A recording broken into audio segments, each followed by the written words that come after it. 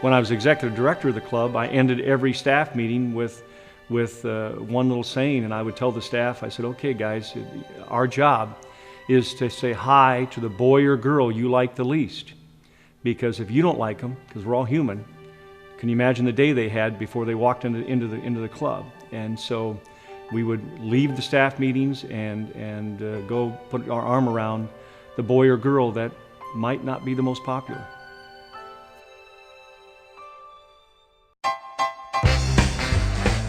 Al Blasek was the executive director of the Boys and Girls Club, and he was a very nice man. He treated everybody alike. He was kind of a father figure to all of us. Al Blasek was a teacher and with a credential at that time. The school district could hire him as a teacher and he could teach and still build the Boys Club up. What brought me to the club was the fact that Al Blasek at the time was our neighbor.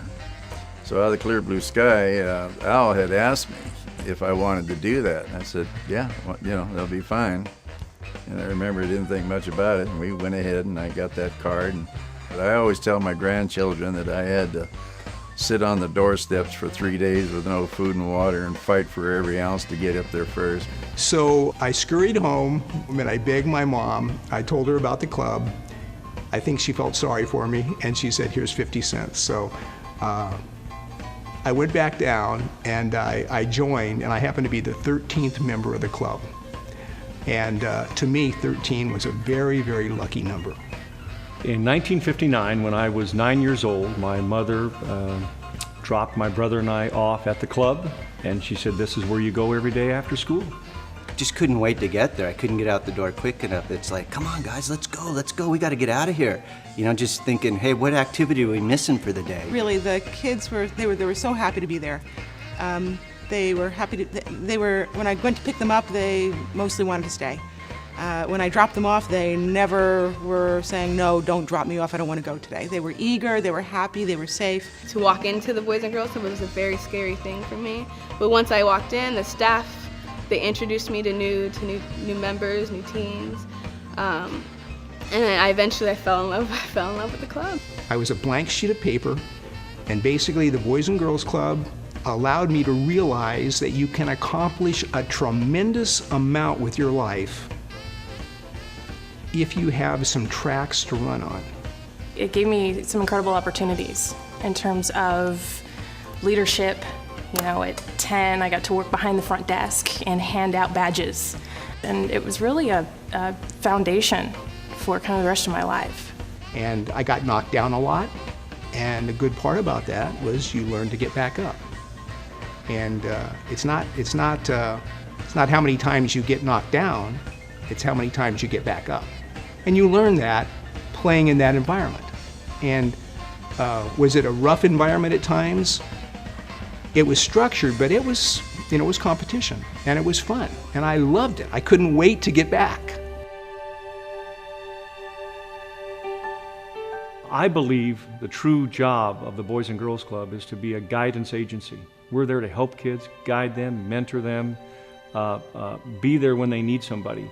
Well, I think one of the things that it gave to us was a sense of belonging. We had a place to go, or we knew there would be friends there, we knew that there would be something to do. You felt confident about things that you were doing later on, so that you knew that you could, sports and compete and everything else, so it really gave us a lot of security. I'm just so happy the Boys and Girls Club is there for people, for kids, for parents who can make use of it. It's a great neighborhood asset for all kids, but particularly for those who just need a little bit of extra help from time to time. There's no doubt in my mind that the Boys and Girls Club has influenced Carlsbad in a very, very, very positive manner. It means future. I mean, today, the many things that are causing our youth to go downhill, so to speak, in my layman's language. The Boys Club is a beautiful place for them to come and not have to pay for fun. The many things that are offered to the children, and to me, that is so perfect because there's so many children that need things like that offered to them. Every kid that walks into the Boys and Girls Club, they are affected by what the donors do.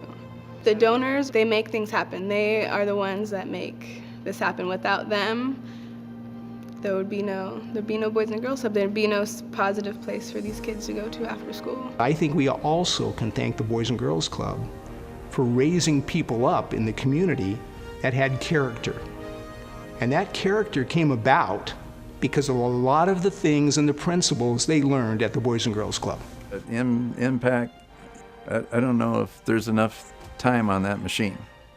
The Bar boys owe a lot to the Boys and Girls Club.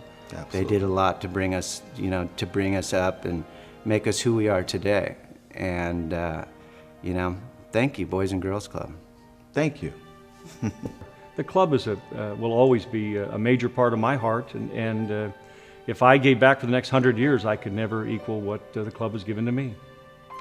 It's an honor for me to be here, for you people to ask me to be here, because Al would appreciate it too.